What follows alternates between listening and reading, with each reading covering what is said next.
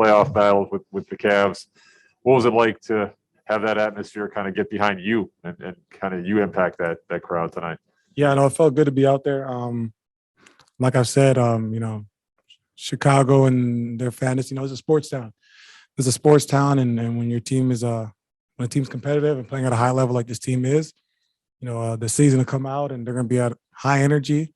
The energy tonight, felt like some postseason energy. So felt good. It felt good to be out there, and it felt good to be on the other side. But I do enjoy sometimes being the road team, playing in great crowds. But tonight being on, the home side, it felt good to be out there. It looked like you particularly drank it in after that dunk. I think it was early in the fourth quarter. What was the sensation in that moment as you guys were making your first push? Yeah,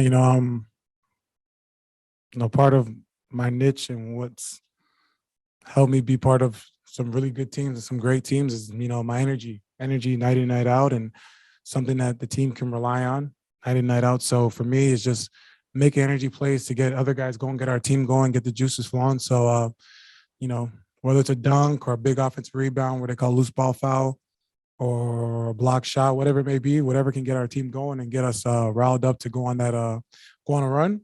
That's what I'm about, and I'm all about winning. Billy mentioned that as much of an impact as you made on the court, you were doing just as much in huddles, on the bench, keeping guys engaged, locked in.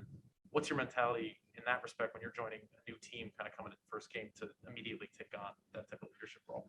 Yeah, I think for me, everyone that's been around me, I kind of shoot it straight at you, and it's always gonna come from a good place. Any of my teammates, you can ask them for the past 11 years. My heart's always in the right place. I'm always about team first. But like what Coach Donovan said, if I notice something, especially on the bench, we're able to see things that the guys that are playing might not be able to recognize or see. So, I'm gonna use my voice to speak up and say that, just to help the guys. We got a lot of guys that are, young or haven't been in these kind of scenarios and situations. So if I'm able to notice something and help them, to just help our team get 1% better, I'm doing my job. So, I'm gonna be doing that all year. I'm a vocal guy. I think everyone knows that. So, however I can help this team, I'm gonna do it. DeMar hit a couple big shots late. Just what's his reaction like in the locker room after the game? Smooth criminal, man. Devo, man, is one hell of a player, man. He's playing lights out right now. That basket is looking the size of Lake Michigan right now for him. So he's knocking him down. He only missed 6 shots tonight. I mean, if that's not efficient, then I don't know what is. But like I said in the interview yesterday, in my eyes, he's MVP right now of our league, and he's playing at MVP level. I think people need to give him his credit and give him his flowers, because what he's able to do with this team, and when things are getting stagnant and we need a big bucket and a big time shot, that's what big time players do. I've played with some big time players, and when it's money time, you give him the ball and he makes something happen, and that's what he's been doing night in, night out. But especially tonight, we were down, I think, 4 with a minute, with under 2 minutes left, down 4, and the fact that we were able to, Javonte getting the rebound, making those free throws, but then DeMar getting the and one. I mean, that's what the MVP of the league does. And if you ask me, he's our league MVP. And we're gonna do our best to keep riding that horse. He's rolling, try to get him going. For me, I'm gonna set good screens, make his job easier. So it's always a blessing to be watching greatness right now, especially with those percentages you shoot. I know you guys said something about after the Kings game, it's something like he broke Wilt or tied Wilt or some stat that you guys have. There's a lot, so I can't keep up. But that's greatness right there. So we gotta appreciate that, and we gotta enjoy watching it. Tristan, I know Dennis Rodman's name came up yesterday. Is that a guy that you've looked at as any kind of a role model or? I idolize Dennis Rodman. I idolize the worm, man.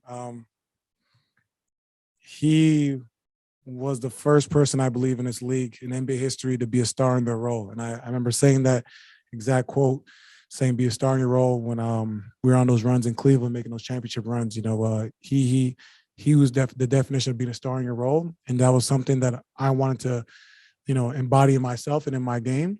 And just, I remember in the playoffs, I used to watch his clips for like 5 minutes before every playoff game. Just his activity, keeping the ball alive, just being relentless, kind of just to put that fire inside of me. So the fact that I'm able to put on a Chicago Bulls jersey and you know, just go out there and try to make Dennis proud. You know, that's all I'm trying to do. You know, he's a Hall of Famer, a guy I look up to, the way he plays. Everything he does in life I look up to. But no, he's great. So it's an honor. It's an honor. They need to retire that 91. It's 91, right? They need to retire it. Gotta come on now. Let's get to it. Spend any time around him? No, I got the IG follow, so that's dope. I always buy his merch, support him. His vintage shirts are pretty cool. He's got a collab coming out with V-Lone. See, quick plug. So big fan of Dennis Rodman, the Dennis Rodman. Thank you. Oh, Go ahead, Julie. You have one more? Yeah, you've spoken a lot about how much you like working with the younger players. What's kind of been your first impression of Io, especially what he did tonight on the defense side? yeah, no, he was Io. I mean, this whole season. I mean, coming in, I would assume, you know, minutes for him were probably, you know, kind of just figured out with the rotations, but with guys going down with COVID and getting opportunity, that's what it's about, man. When you get that opportunity to come out there and make a name for yourself, and he did that. You know, local kid. It's just fun to watch. You know, him being a rising star and how great he was defensively with Trae Young. You know, Trae Young's a tough matchup. You know, he does a great job drawing fouls with the sweep throughs. You know, getting you on his back and jumping into you. So the fact that he was able to make it tough for him in the fourth quarter, and when it was money time, Mayo was able to, you know, get some stops. And he also made some big shots. I think those 2 threes in the corner in the third quarter or early fourth were huge for us. We were getting very stagnant. So, you know, starting point guard for Chicago Bulls. We do 2 years of college? 3? It's not bad.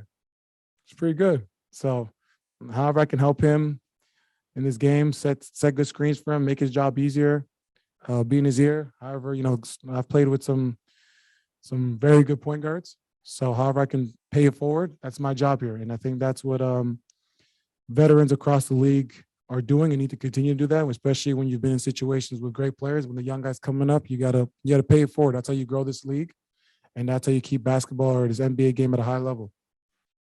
Thank you.